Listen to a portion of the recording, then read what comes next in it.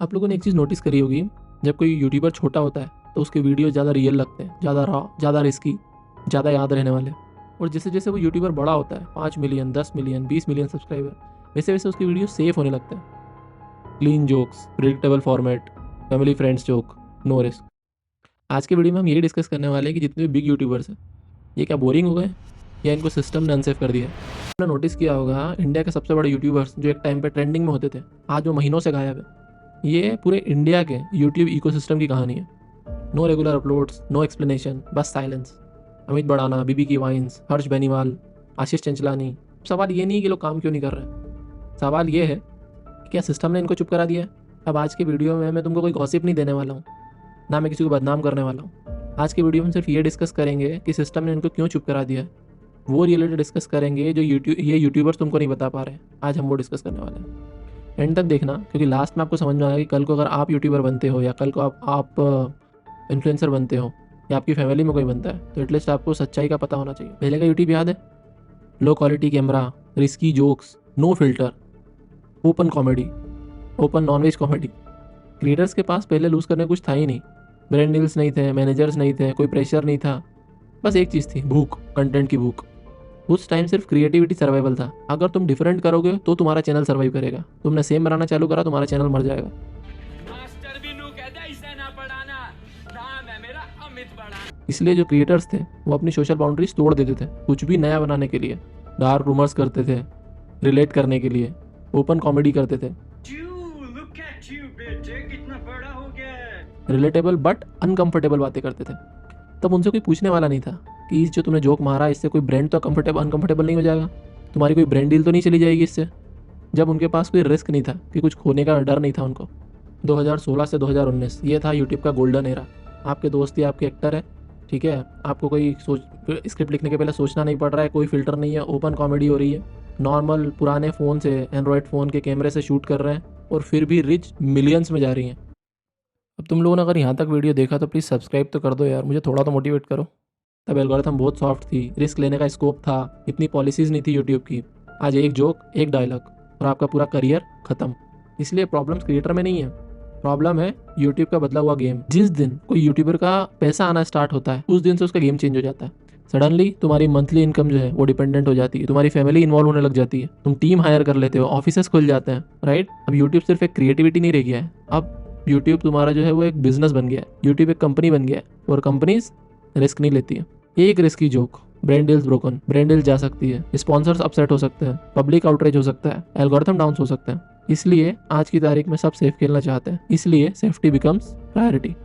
आज की तारीख में लोग बोलते हैं कि क्रिएटर्स हैं, इनके पास तो इतना बड़ा यूजर बेस है, इतने सब्सक्राइबर है, ये लोग एक्सपेरिमेंट क्यों नहीं कर रहे हैं, है ना, नया एक्सपेरिमेंट क्यों नहीं कर रहे हैं इतना बड़ा ह्यूज ऑडियंस के बाद भी। आंसर सिंपल है, एल्गोरिथम पनिश करता है। एल्गोरिथम को क्या चाहिए? प्रिडिक्टेबल फॉर्मेट, रिपीटेशन, जो तुम्हारा कंटेंट है वही रिपीट करो तुम, रिपीटेड ऑडियंस, फेमिलियर फॉर्मेट। अगर आप न्यू टॉपिक यूज करते हो, डिफरेंट टोन यूज करते हो, तो आपकी जो ऑडियंस है वो अनकंफर्टेबल हो जाती है। फिर एल्गोरिथम क्या करता है? तुम्हारी रीच कम कर देता है। बिग क्रिएटर्स के लिए 30-40% का अगर रीच डाउन हो जाए, उनका वॉच टाइम डाउन हो जाए, तो उनके लिए तो कितना बड़ा लॉस है। और जब करोड़ों का बिजनेस होता है तो एक्सपेरिमेंट जो है वो लग्जरी होती है। इसीलिए जितने भी बिग यूट्यूबर्स हैं वो लोग रिस्क लेना नहीं चाहते। उनके पास जो कंटेंट है उस पर व्यूज़ आ रहे हैं, उनकी गाड़ी चल रही है, वो लोग इसलिए अब ज़्यादा यूट्यूब पे कंटेंट डालना बंद कर दिया उन लोगों ने। तुम देखोगे अमित बड़ाना, बीबी की वाइन्स, हर्ष बेनीवाल। ब्रांड्स को क्रिएटिविटी से कोई फर्क नहीं पड़ता है, ब्रांड्स को चाहिए सेफ्टी। ब्रांड्स को क्या चाहिए? सेफ इमेज होना चाहिए, ठीक है, फैमिली फ्रेंड्स फॉर्मेट होना चाहिए तुम्हारा। जितने भी जो भी तुम कंटेंट बना रहे हो उसमें कोई रिस्क ना हो, उसमें कोई कंट्रोवर्सी ना हो। ब्रांड्स के लिए मैटर नहीं करता कि तुम्हारा जो तुमने वीडियो बनाया है वो बोरिंग है या नहीं है। उनके लिए सिर्फ एक चीज़ मैटर करती है कि ये वीडियो को लेके कल कोई कंट्रोवर्सी तो नहीं हो जाएगी, क्योंकि कंट्रोवर्सी होगी तो ब्रांड की दिक्कत हो जाएगी। अब तुम लोगों ने अगर यहाँ तक वीडियो देखा तो प्लीज़ सब्सक्राइब तो कर दो यार, मुझे थोड़ा तो मोटिवेट करो। इसलिए अगर तुम डार्क रूमर्स बना रहे हो वो भी रिस्की है, अगर तुम पॉलिटिकल जोक मार रहे हो वो भी रिस्की है, अगर तुम तुम्हारा ऑनेस्ट ओपिनियन रख रहे हो वो भी रिस्की है। जितने भी बिग यूट्यूबर्स हैं या जितने भी बिग क्रिएटर्स हैं, ये सब ने अपनी इमेजेस जो है वो सेव कर रखी है। जब क्रिएटर्स धीरे धीरे बड़ा होते हैं, जब उनका चैनल बड़ा होता है, तो उनकी ऑडियंस भी बदलती है। उनकी ऑडियंस वो नहीं रह जाती जो पहले थी, college students, young adults, risk loving. ये लोग अब नहीं देख रहे हैं उनको। अब उनकी ऑडियंस कौन है? Parents, kids, mass audience. और मास ऑडियंस को क्या चाहिए? Comfort, repeated jokes, no discomfort. इसलिए अब क्रिएटर्स वही बनाना पसंद करते हैं जो उनकी डिमांड है। बेसिकली जो वो मांगते हैं वही क्रिएटर्स को बनाना पड़ता है, तभी उनके व्यूज आएंगे। एक बार जब क्रिएटर, कोई पर्टिकुलर क्रिएटर अपनी इमेज बना लेता है, फिर वो इमेज उसकी जेल बन जाती है। क्यों? क्योंकि लोग बोलते हैं भाई हमने तुमको सब्सक्राइब किया क्योंकि हम वो कंटेंट पसंद करते हैं, हम इसलिए तुम्हारे चैनल पे आए। ऑडियंस क्या बोलती है? हम वो कंटेंट देखने आए हैं जो तुम पहले बनाते थे। अब अगर कोई कंटेंट क्रिएटर ने नया कुछ ट्राई किया तो लोग क्या कमेंट करेंगे? अरे यार पहले वाला बहुत सही था, ये क्या बना दिया भाई। इसलिए जितने भी क्रिएटर्स हैं वो स्टक हो जाते हैं कि अरे यार मैं नए पे स्विच करूँ कैसे, क्योंकि मेरी ऑडियंस जो है वो पर्टिकुलर कंटेंट देखना चाहती है। अब मैं दूसरे पे स्विच करूंगा तो मेरी ये वाली ऑडियंस कहाँ जाएगी, और हो सकता है उसका बैकफायर हो जाए, वो लोग उसको अनसब्सक्राइब कर दें, राइट। अब जो बिग क्रिएटर्स होते हैं उनके पास लूज़ करने के लिए बहुत कुछ होता है, जो छोटा क्रिएटर उसके पास लूज़ करने के लिए कुछ है ही नहीं। जो बड़े क्रिएटर्स होते हैं उन लोगों को जो उनकी फेम बनी हुई है वो उस पैसे से ही बनी है जो उनको यूट्यूब में दी है, राइट। पैसा, ब्रांड्स, लग्जरी, ये सब उनका यूट्यूब से आता है, राइट। तो इसलिए उनको रिस्क लेना, डर लगता है रिस्क लेने में। फेलियर अब सिर्फ लोगों को डर नहीं लगता है कि फेल होने से ये प्रॉब्लम हो जाएगा। फेलियर होना अब सिर्फ ईगो हिट नहीं होता है। फेलियर का मतलब होता है लोगों का मजाक बनाना, लोग आपके चैनल के स्क्रीनशॉट लेके शेयर करेंगे, मीम्स बनाएंगे आप पे। इसलिए वो फेलियर अब सिर्फ ईगो वाला नहीं रह गया है। इसलिए जब आप कोई छोटे यूट्यूबर को देखोगे तो आपको लगेगा कि ये बहुत ज़्यादा रियल है। क्यों? क्योंकि उसके पास खोने के लिए कुछ नहीं है, वो सिर्फ नया ट्राई कर रहा है। ना उसके पास सब्सक्राइबर है, ना उसके पास खोने के लिए कुछ है, तो वो सिर्फ ट्राई कर रहा है। अगर आपको कंटेंट पसंद आ रहा है आप सब्सक्राइब कर सकते हो, राइट। आपको कंटेंट पसंद नहीं आ रहा है अनसब्सक्राइब कर सकते हो।